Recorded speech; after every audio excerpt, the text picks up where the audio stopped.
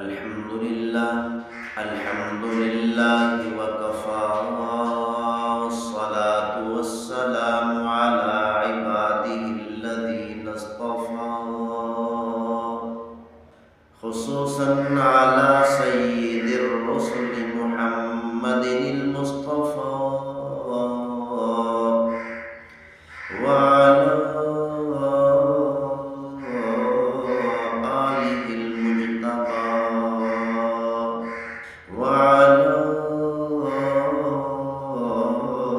أصحابه الأتقياء والأصفياء. أما بعد فأعوذ بالله السميع العليم من الشيطان الرجيم. بسم الله الرحمن الرحيم.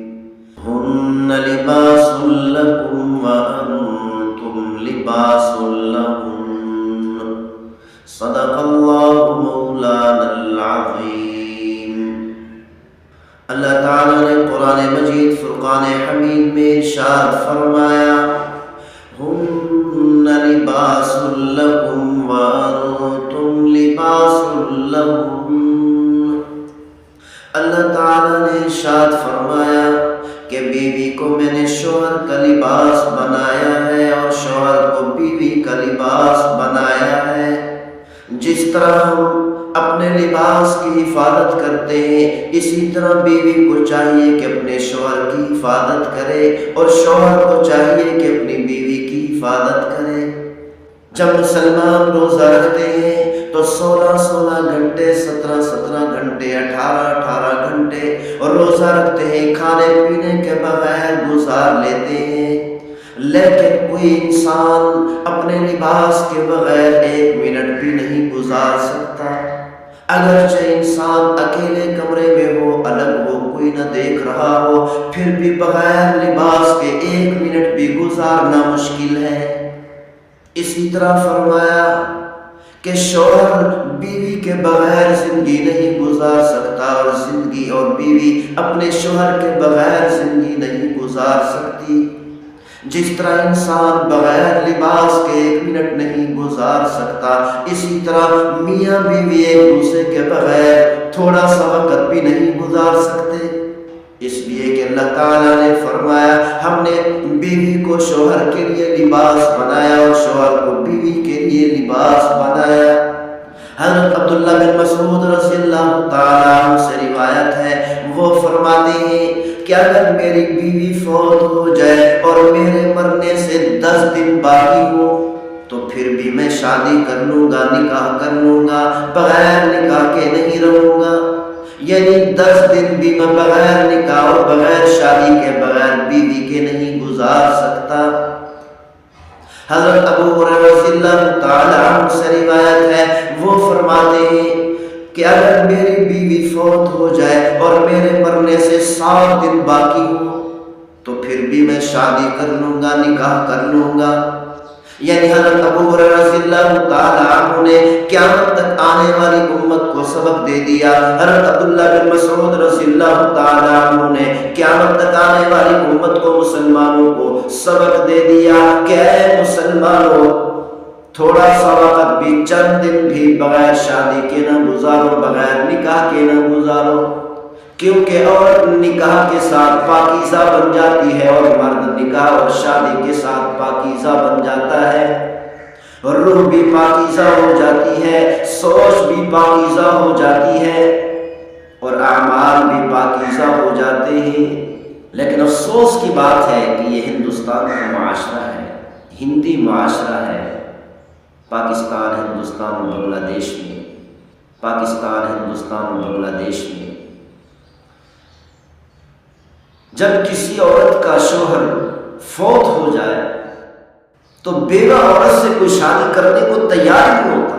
بیچاری ساری زندگی سسک کے مر جاتی ہے. اور اسی طرح کسی عورت کو طلاق ہو جائے مطلقہ ہو جائے تو اس سے بھی کوئی شادی کرنے کو تیار نہیں ہوتا. ساری زندگی اکیلے میں گزار دیتی ہے ساری زندگی سسک کے مر جاتی ہے. اور اسی طرح اگر بیوی فوت ہو جائے تو مرد کو کوئی رشتہ دینے کو تیار نہیں ہوتا. کیونکہ یہ ہندی معاشرہ ہے، ہندی تہذیب ہے، ہندی کلچر ہے جس کا غلبہ ہے، حتیٰ کہ مسلمانوں کے معاشرہ پر بھی ہندی کلچر کا غلبہ ہے۔ اور اسی طرح ان ممالک میں دوسری تیسری چوتھی شادی کرنے کا بھی رواج نہیں، معیوب سمجھا جاتا اور اس کو عیب شمار کیا جاتا ہے۔ اللہ تعالیٰ نے اس آیت مبارکہ میں بتا دیا مسلمانوں کو، او میرے بندو، سب سے پہلا حق عورت کو چاہیے کہ اپنے مرد اور اپنے شوہر کا سمجھے، اور شوہر کو چاہیے کہ سب سے پہلا حق اپنی بیوی کا سمجھے۔ تو اللہ تعالیٰ نے قیامت تک آنے والی امت کو بتا دیا کہ عورتوں کے لیے سب سے پہلا حق شوہر کا ہے، اور شوہر کے لیے سب سے پہلا حق بیوی کا ہے۔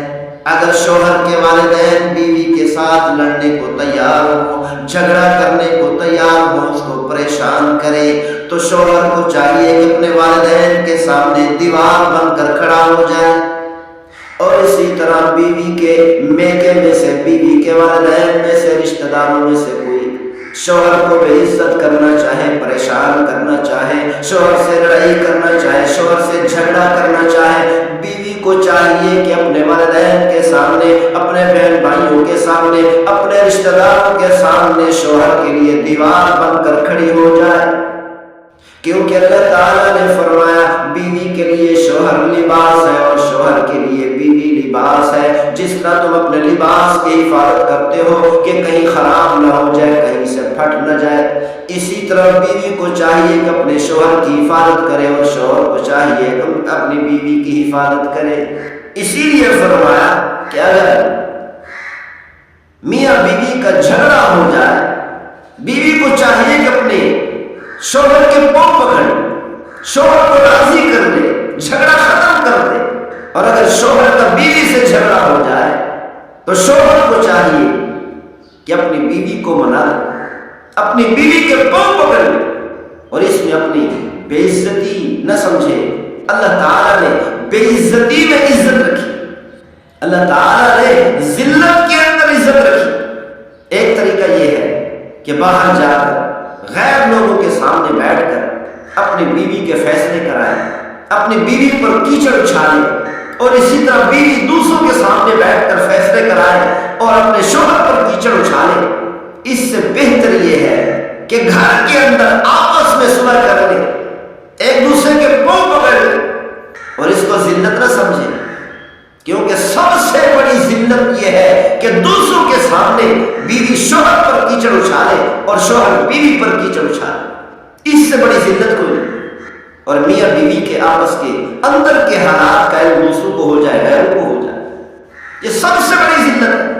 چلتے چلتے جب انسان جب سفر کر رہا ہوتا ہے، چلتے چلتے راستے کے اندر کیچڑ آ جاتا ہے، تو انسان اپنے کپڑے کی حفاظت کرتا ہے، اپنے لباس کی حفاظت کرتا ہے، اپنے لباس کو سمیٹ لیتا ہے۔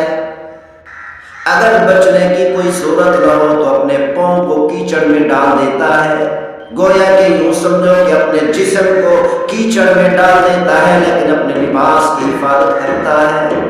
اسی طرح فرمایا مرد کو چاہیے کہ اپنی بیوی کی حفاظت کرے، اور بیوی کو چاہیے کہ اپنے شوہر کی حفاظت کرے۔ اللہ تعالیٰ نے قرآن مجید فرقان حمید میں ارشاد فرمایا یا بنی آدم قد انزلنا علیکم لباسا، اے میرے بندو ہم نے تم پر ایسا لباس اتارا ہے جو تمہارے عیب کو چھپا لیتا ہے، یواری سوآتکم وریشا۔ تو اللہ تعالیٰ نے فرمایا اور میرے بندو ہم نے تم پر ایسا لباس اتارا ہے جو لباس تمہارے عیبوں کو چھپا لیتا ہے، تمہاری کمزوریوں کو چھپا لیتا ہے۔